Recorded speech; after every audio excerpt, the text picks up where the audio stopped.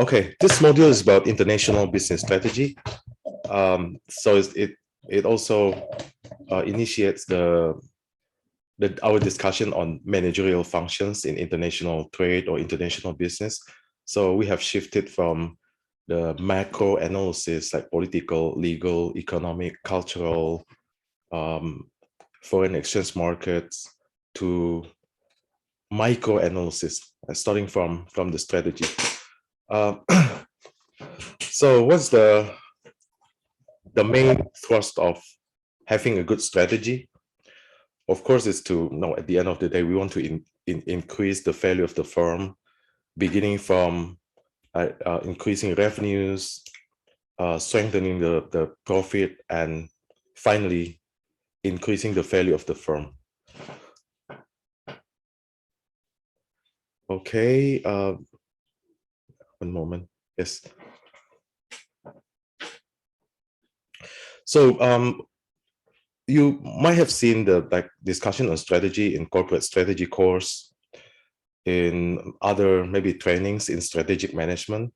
So we have so many tools and techniques in strategy, and it keeps evolving also.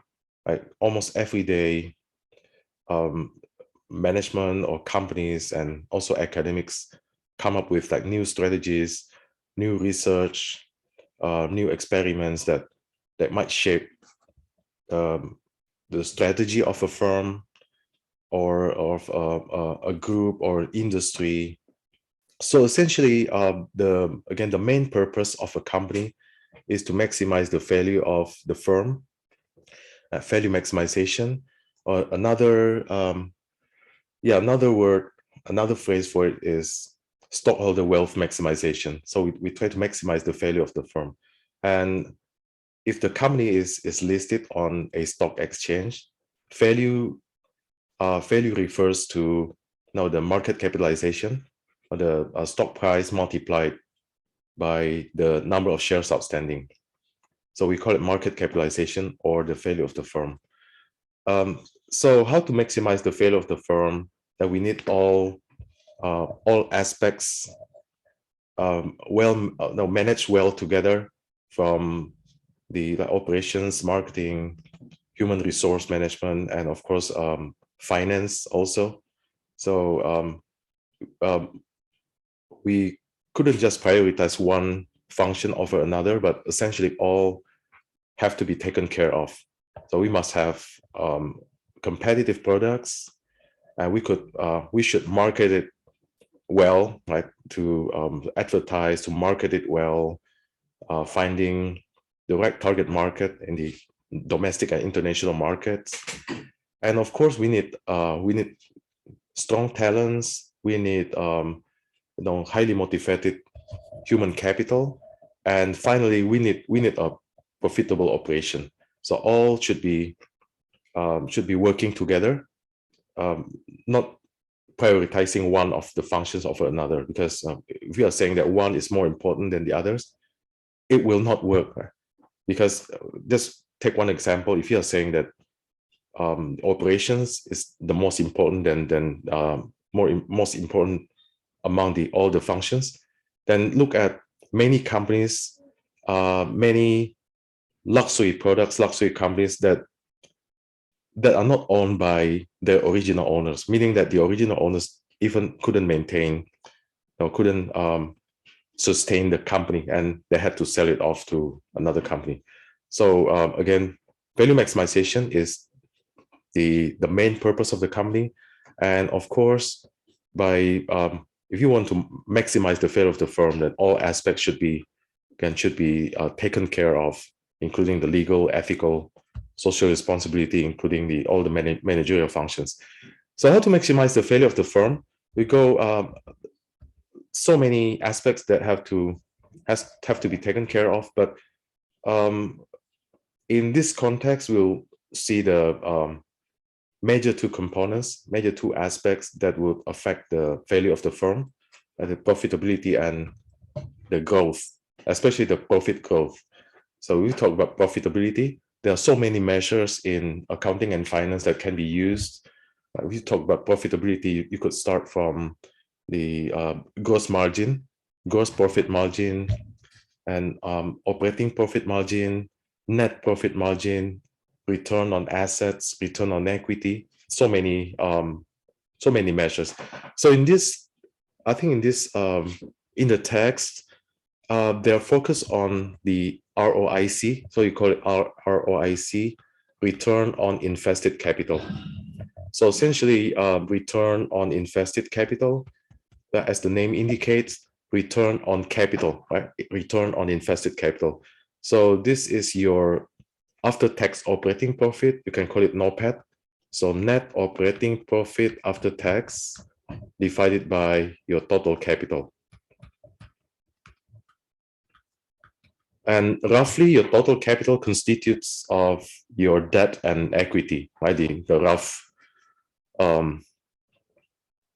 like rough summation of just debt plus equity. But of course, you might have some mezzanine financing like preferred stock, warrants, and some other things. But again, total capital means almost all of the items on the right-hand side of your balance sheet could be considered total capital. Almost all of them, but because some items are not capital. But for today's discussion, you can just assume that almost all of the items on the right-hand side of your balance sheet are capital, part of your capital. So net operating profit after tax divided by total capital. So we call it return on invested capital. But again, we have many other indicators of profitability, like return on assets, return on equity, net profit margin. So many other measures or indicators of profitability. So how to improve profitability? Yeah, essentially we have just use your common sense. You could imagine easily what is profit actually. Roughly, it would be like revenues minus expenses or revenues minus costs. So the first method or the first effort to improve profitability would be to reduce costs, right? The revenues minus expenses is roughly your profit. So reducing costs, and the second one would be to add value and raise prices, because by adding the perceived value and being able to raise prices of your products, goods and services, you could raise your revenues. Right? So essentially, you want to raise your revenues and decrease your costs. Right? Simple logic and mathematics. What about profit growth? Profit growth, you want to sell more, right, in existing and also new markets. Right? You try to sell more in existing and new markets. Hopefully both, but at least you want to maintain and increase your market share in your existing markets. That's your foundation, your stepping stone or your capstone. And of course, you try to enter new markets as well, right? You try to increase your presence in other markets. So essentially, there's the two major components that we are talking in this context about valuation, right? Value of the firm, especially in the context of international business. But again, in a complete discussion will require a lot of aspects to be considered, to be taken into account. So value creation. So it goes straight to this concept, kind of make it more concise and also easier to understand. So if you produce something, we have costs. I could use a whiteboard as well.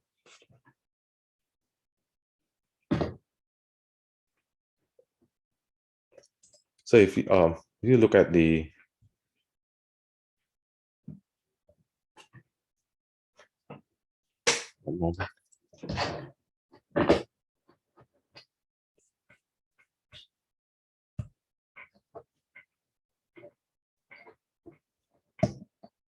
all right. So if you're producing a good or service, you have, of course, we have a certain level of costs.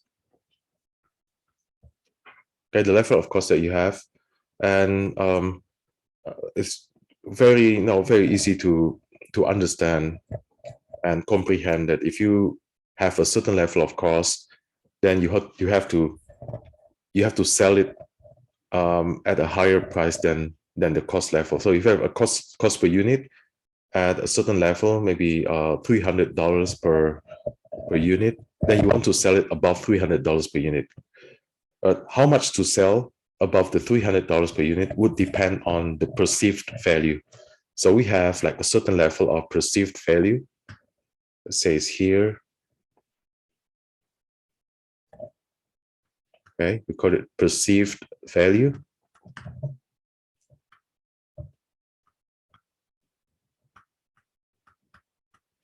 All right, so if the perceived value is much higher than the cost, then you could say that customers, value this good or service much higher than the actual cost of producing the good or the service, right? So usually, if you are a business person and you want to play with the pricing strategy, you want to strategize a bit, knowing that the perceived value is that high and your cost is this low, that you might want to sell it not at the perceived value, but you want to sell it a bit lower, so you could enhance your competitiveness by selling it below the perceived value, but of course above the cost level. Let's say you sell it here, so you can see it, right, the situation there. So you have a certain cost level by the cost per unit. You sell it at a certain price. Let's say the cost per unit is $300. You sell it at 1,000. You still make a lot of margin there, but the perceived value by customers is actually maybe 1,500. So you see, everybody is happy here. So we have some terminologies here. The difference between the perceived value and the cost, you call it value creation. Okay, so the difference between, once again, the difference between the perceived value and the cost is called value creation, meaning that there's a gap between the perceived value by customers and the cost level, the actual cost level. But the difference between the perceived value by customers and the price that you charge to your customers is called consumer surplus. At consumer surplus, meaning that they're paying at a lower price than their perceived value. So it should be happy to the customers, right? Because they enjoy a certain surplus there. We call it consumer surplus.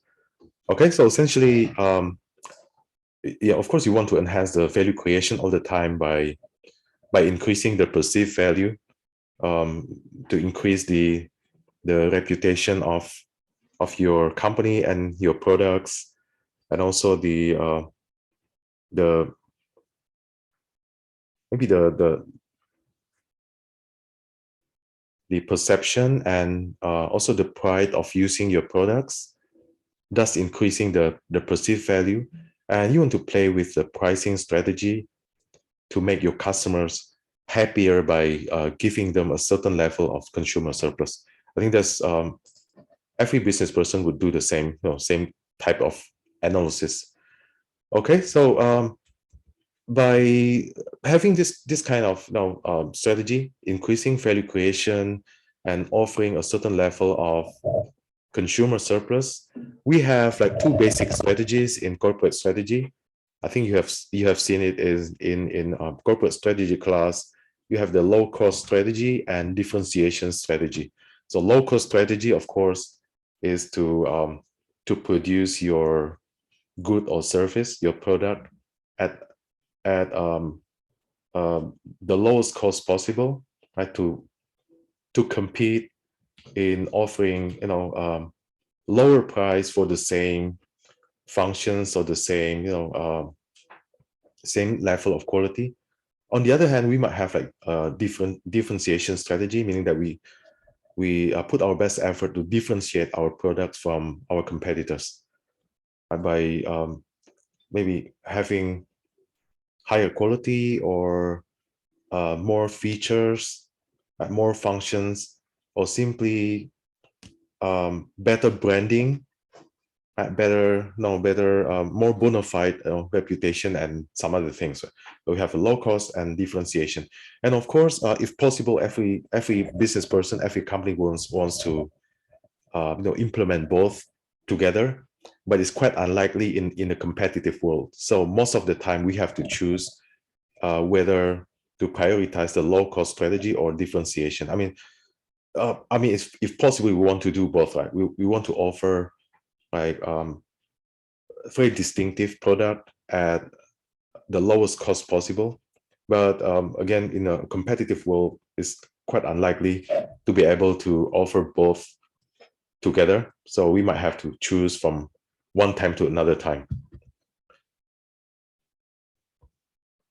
Okay, then the strategic positioning. So we're talking about value creation and strategic positioning at the low cost and differentiation. Again, coming back to the basic strategies in strategic management, we have the differentiation and low cost. And let's go straight to this. We call it efficiency frontier, or you can call it also efficient frontier.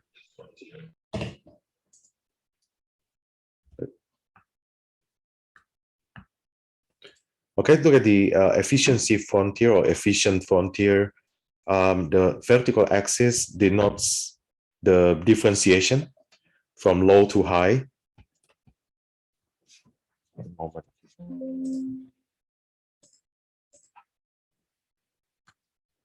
Okay, we call it efficient frontier. So the vertical axis denotes differentiation from low to high, and the horizontal axis denotes the cost strategy from high to low. So you could imagine like 4 seasons. Let's look at 4 seasons.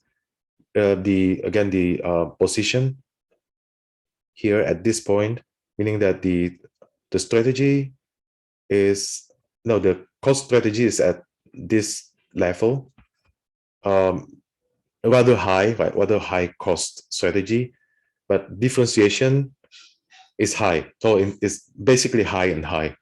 High differentiation, high cost. And as always, this is a concave shape of a figure or graph that you could find the what's that, the first difference, right? The dy dx, to see like how much increase in cost that we have to pursue in order to increase the value or the differentiation strategy, and vice versa. Right? How much lower the differentiation would be if we want to move from high cost to low cost. You can find it mathematically using the first difference, dy dx, and something like that. But let's look at the qualitative explanation here. We have 4 seasons, and we have Marriott right here. Marriott is I think somewhere in the middle. So middle differentiation strategy, and also middle in terms of cost strategy. But 4 seasons and Marriott are both on the efficient frontier. So if you ask which one is better, 4 seasons or Marriott, they are indifferent. Right? They're indifferent because both are on the efficient frontier. But not one of them is dominating the other, because both are on the efficient frontier. But what about Starwood? Starwood is obviously not efficient because, you see, it's here. It's not on the efficient frontier. I mean, if you compare it to Marriott,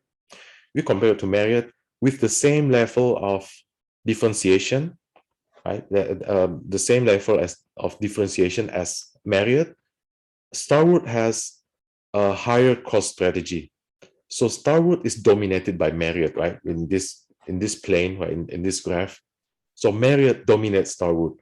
In other words, Starwood is not on the efficient frontier. But 4 seasons and Marriott, they are both on the efficient frontier, just different type of strategy. 4 seasons with higher differentiation, higher cost strategy. Marriott with like lower differentiation and lower cost strategy. But they are both on the efficient frontier. And we don't want to be we don't want to implement the strategy of Starwood because we are in the not on the efficient frontier. But with the same level of differentiation, we have to implement a higher cost strategy, which makes us less competitive compared to Marriott. Okay, so strategic positioning, and let's continue with the value chain. I'm sure you have seen this like value chain analysis in the corporate strategy in operations management courses like previously. We modify a bit like for the international in the context of international business. We have the primary activities here, primary activities from research and design. Then you produce your good or service, and you try to sell and market and sell the product, and you try to serve your customers by providing excellent customer service. And what about the support activities? The support activities, we have the IS there, information systems, the logistics, and of course the human resources, the primary and support activities. So let's go straight to the first one, primary activities, research and development. And this is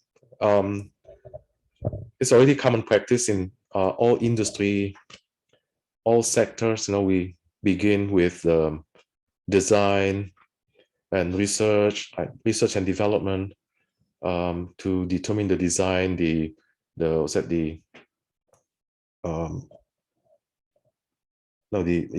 basically design and the production process or something, right? The research and development related to the technology, the processes, also the maybe innovative improvement or innovations that we could do to a certain product or something.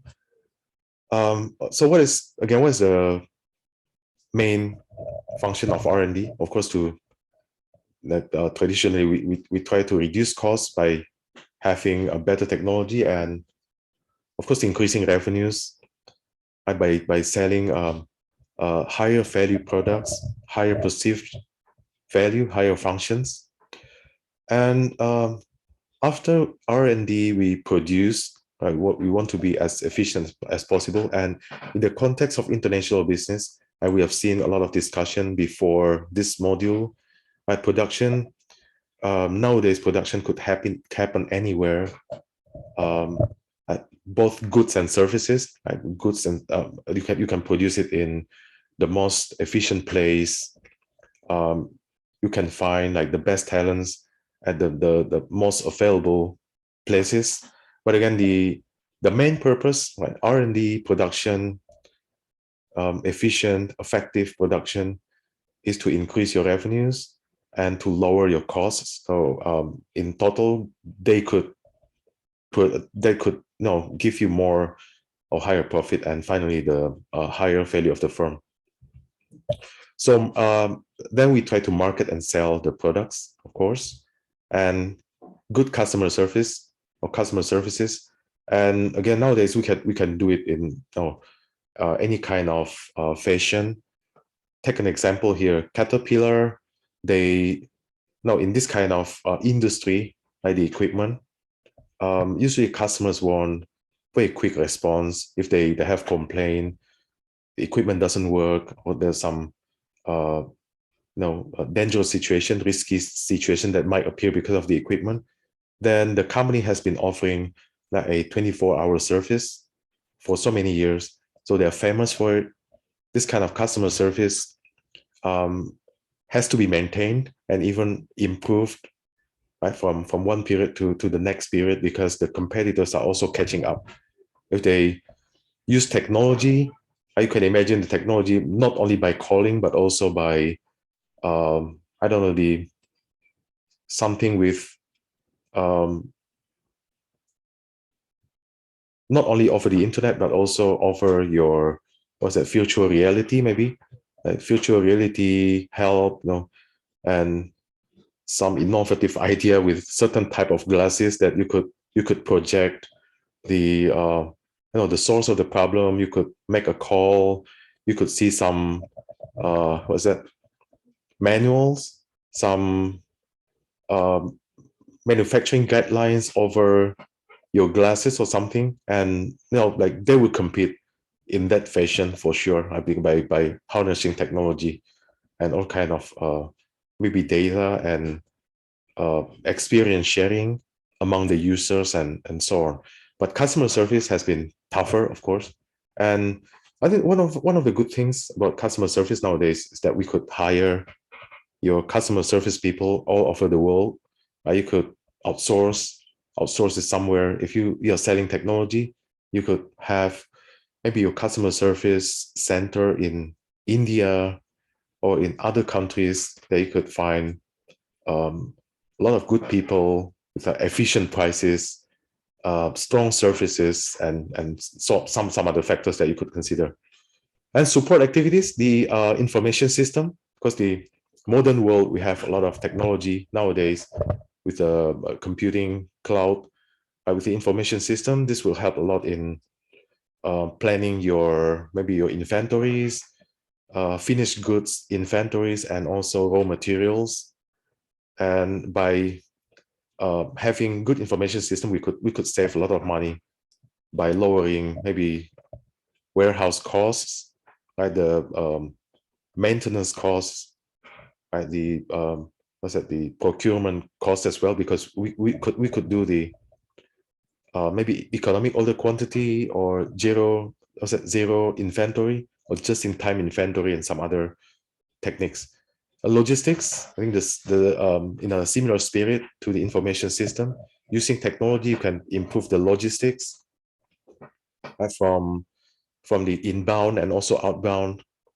Inbound means the incoming materials and could be raw materials, could be finished good inventories, and the outbound logistics that you're selling, that you are sending your products using trucks or airplanes, trains, or some other things. So with this kind of information system, you know exactly where your products are, how many are needed for the forecasted numbers next month or even next year or next 2 years and so on. So with again with data processing capability of the information system nowadays, you could make a lot of projections. You could monitor the level of your existing stocks, the stocks of your inventories, your finished goods, the position of your delivered products, and also projection to the future about demand, how many to produce for this segment, for that product variant, and so on. And human resources, of course, one of I think the most important the most important support item would be human resources, because with talents, we could innovate better. You could beat your competitors in terms of ideas and execution, of course. And I think we have seen a lot of discussion about this in previous modules. Human resources could be found anywhere in the world. Talents could be found in even unexpected places, in remote places, and so on. And especially about the international business, I think companies have become more realistic and more rational, right? It's understandable that if you are a Korean company, you want a Korean CEO. I think it's highly understandable.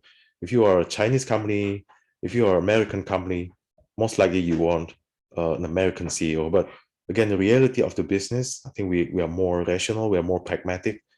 Anyone who could help us increase the value of the firm, and increasing the value of the firm means increasing your welfare, right? Essentially. So I think we are more pragmatic nowadays.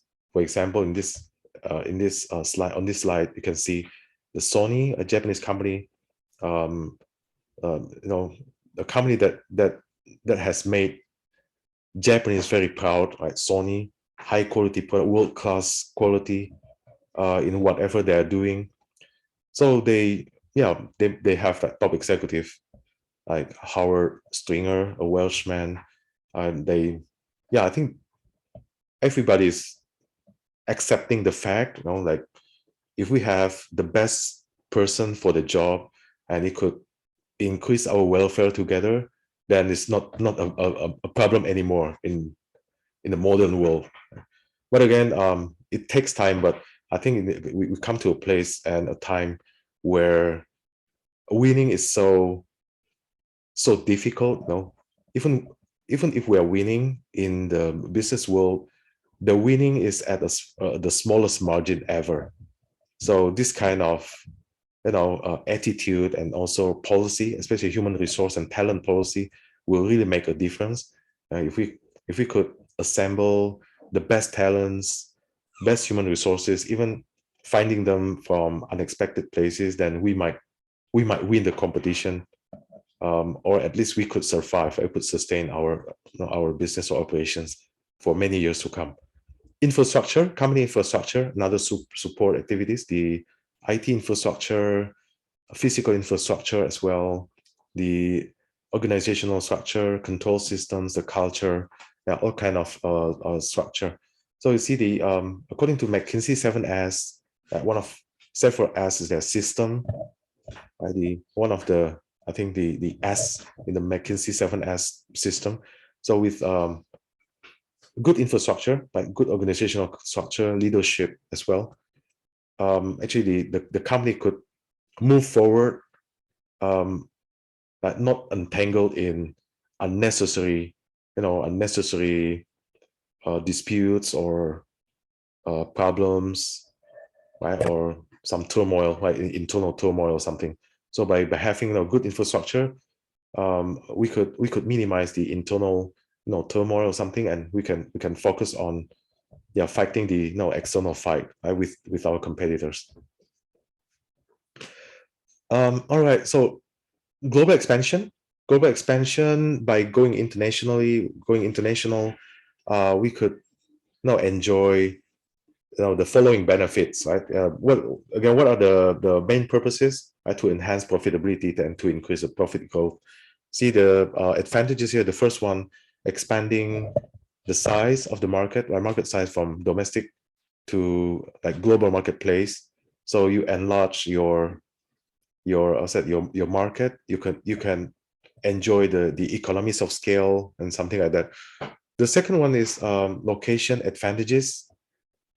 Yeah, we try to harness the location advantages by finding places the most efficient for production, for selling, for finding talents, for customer service and some other activities. And the third one is about experience effects. If you go international, right, you go global, you gain more experiences that could actually help your headquarters in its like future endeavor. Okay, for example, actually we are going to talk about it in a minute, but just imagine that you're used to be a domestic company and you're producing whatever, like technology or something, and you go to another market. You may not be dominant in that market, but you could learn a lot from there. And the level of competition in that market would teach you a lot of things, would tell you the new technology that you could observe and even modify, that you can gain back, and you can get it back to your headquarters, and you could improve everything there, like technology, the processes, the production and everything. And of course, number 4 is leveraging the skills developed in international operations and transferring them to other entities within the firm. I think numbers 3 and 4, I think are going hand in hand. So let's look quickly. The first one, expanding the market. You could leverage your core competencies. If you have a certain core competence, like coating technology, with this distinctive capability or core competence, you could leverage it to many industries. For example, with coating technology, you could be good at producing jet engine, maybe biochemical products, and some other consumer products that you could imagine. So the single core competence or some core competencies that you have you could harness, you could leverage them to many industries.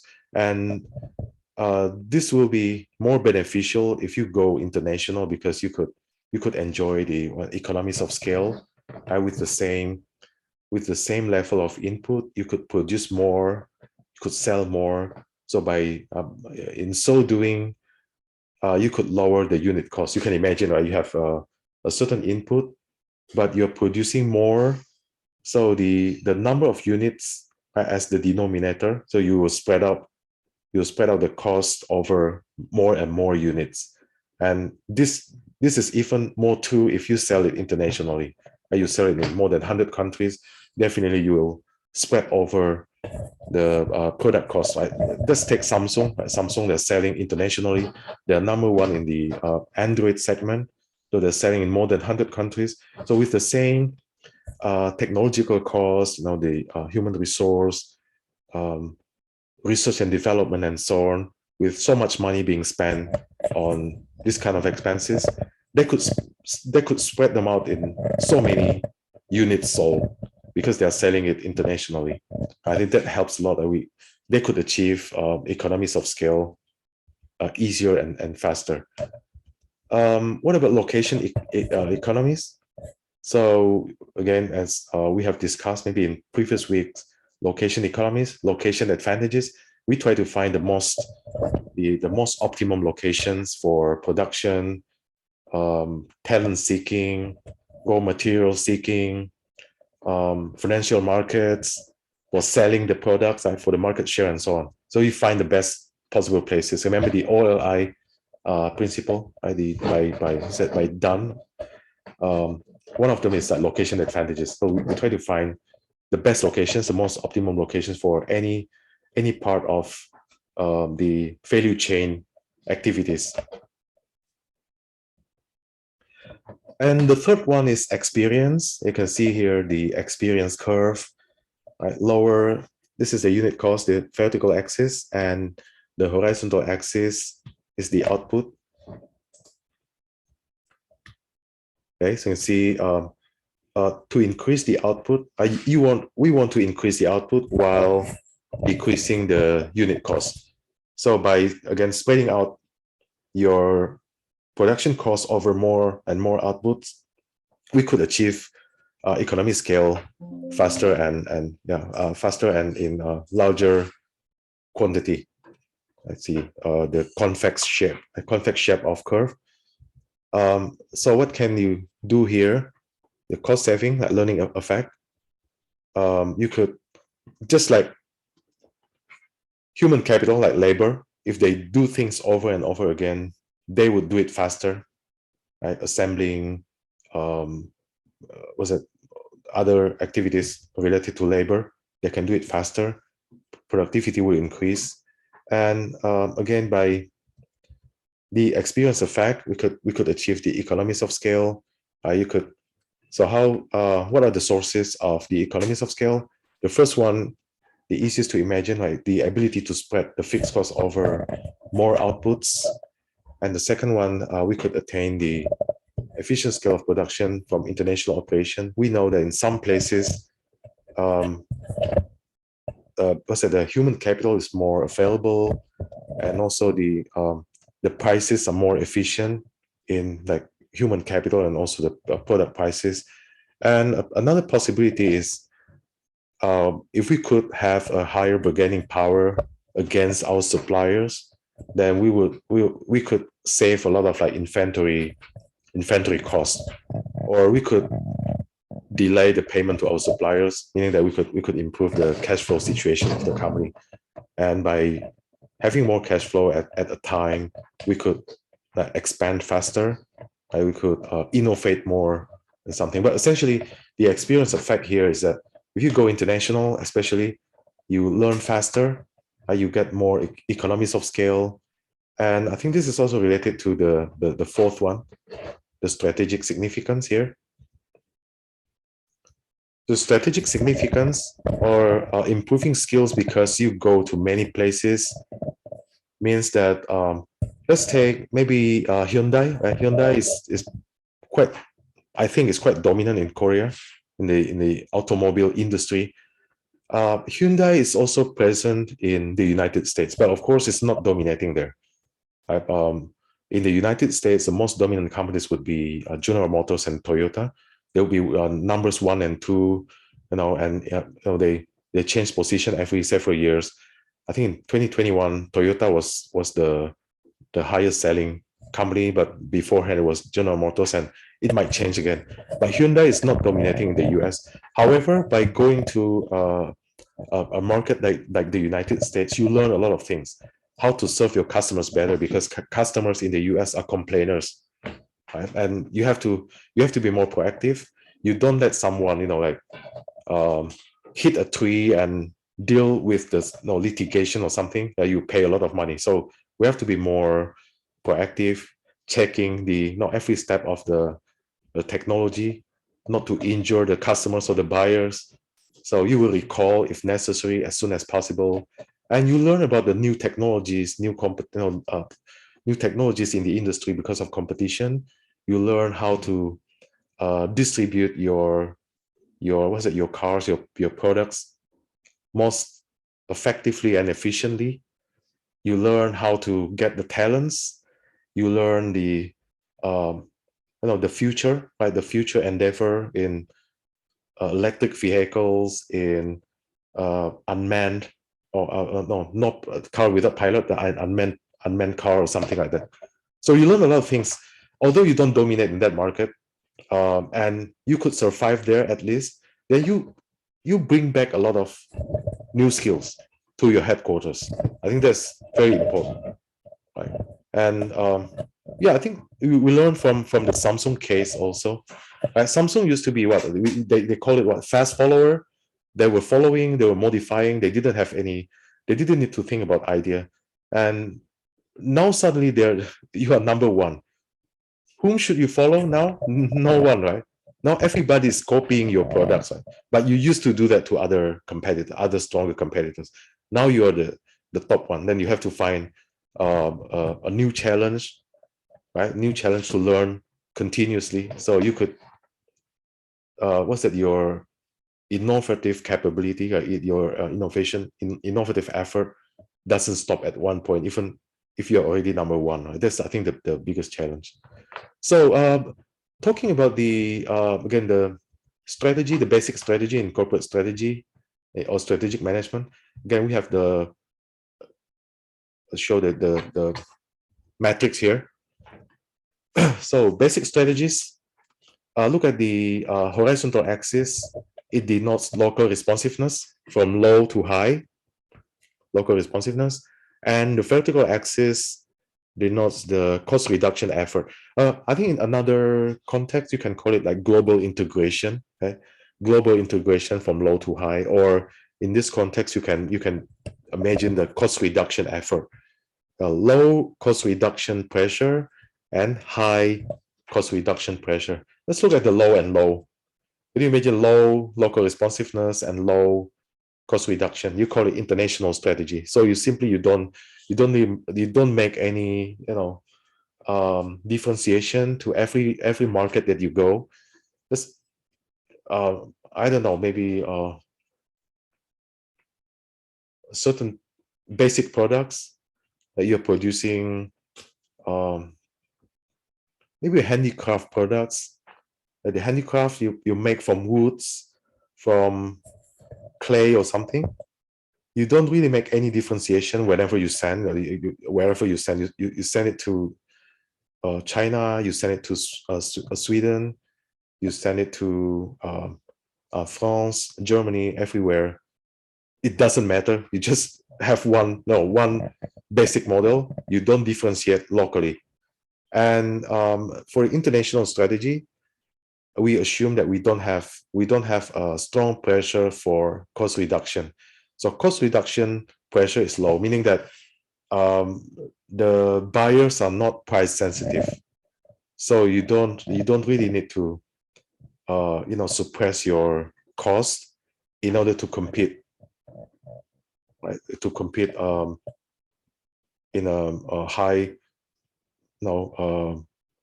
severity or something in the international market. So you just send it there. You don't make any differentiation. and cost reduction pressure is also low.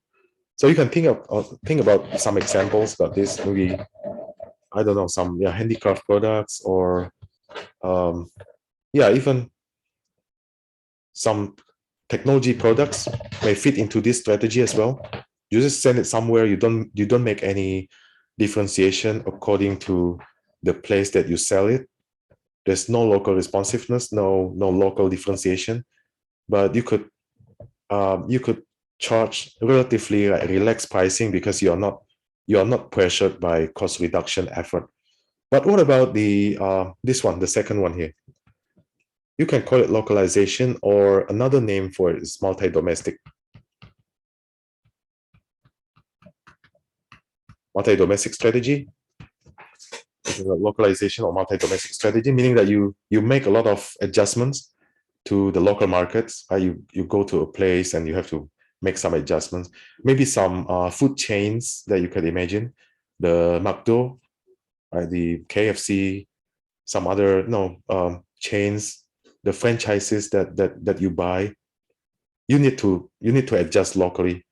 In I don't know, in Korea, maybe they sell rice also, like McDonald's and McD. They might sell rice or some no local recipe, local taste as well. But for this one, you see here, the pressure for cost reduction is low, meaning that there's no high pressure for cost reduction. So pricing could be more relaxed. I think this is so true for something like McDonald's. They could sell it at quite a of course, we're not saying that they could sell at any price, but they are not really suppressing their cost in order to compete in a severe situation or something. Not that severe. That's the point. So localization or multi-domestic strategy. What about the third one here? Global standardization. Global standardization means local responsiveness is low, but pressure for cost reduction could be high. Right. So I think this one, I don't know, you could imagine some competitive products, but the producers don't really change anything. I think the difference with the international strategy would be international strategy. You could think about some maybe famous brands like the Louis Vuitton or Hermès or some other brands like that. They for this kind of products, actually the buyers don't want to see any local responsiveness. You understand what I'm saying, right? If you buy Louis Vuitton, you don't want to see it made in somewhere else. You want it to be made in the headquarters, right? The only producer. If you buy Ferrari, you don't want it to be made somewhere else other than its headquarters in Italy. So international strategy, they send the products everywhere without any adjustments, because the customers may not like it. They don't want any differentiation. They want a global global quality, like the same quality for the global product. And the pressure for cost reduction is low. They call it international strategy. But for the global standardization strategy, it might be more like a commodities type, the type of commodities. Local responsiveness is low. We don't need to make any adjustments in the local markets, but the cost reduction pressure is so high, meaning that we have to be quite competitive in pricing and in suppressing the cost, because we are competing at a strong rivalry in the industry. You can think of some examples, maybe I don't know, some commodities, maybe agriculture, soybean, or what's that, palm oil maybe, or some kind of other variations of oil. We don't need any local responsiveness, but the cost reduction pressure is so high because we have to compete a lot in the pricing. And finally, the last one is, I think, the most common one nowadays in modern business. This transnational strategy means what? High local responsiveness and high cost reduction strategy. This is the most comprehensive style of competition, because you need to adjust locally.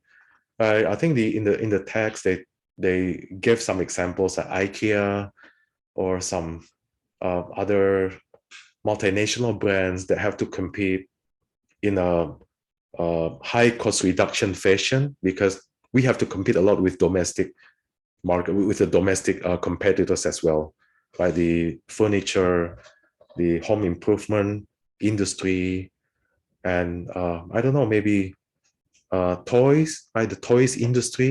We have to adjust locally by different culture, different type of toys, and we have so many competitors everywhere. Also in the domestic, in each domestic market that we are going. So transnational strategy, I think, is the, I don't know, maybe the most realistic strategy that we will find in the future. Almost all will use the transnational strategy. Somehow we have to adjust locally. We have to modify the products, and cost reduction pressure will be higher and higher in the, what's that, the, in the modern times, with a lot of technologies, and technologies help the design, right, the research and development, production, and it has replaced a lot of like human function by being more consistent in some works. And again, the cost reduction pressure will be very high. All right, I think that's all about the basic international business strategy. You have seen it along in the strategic management course as well. So we try to implement and apply them in the international trade or international business. Okay, I think that's all. Thank you.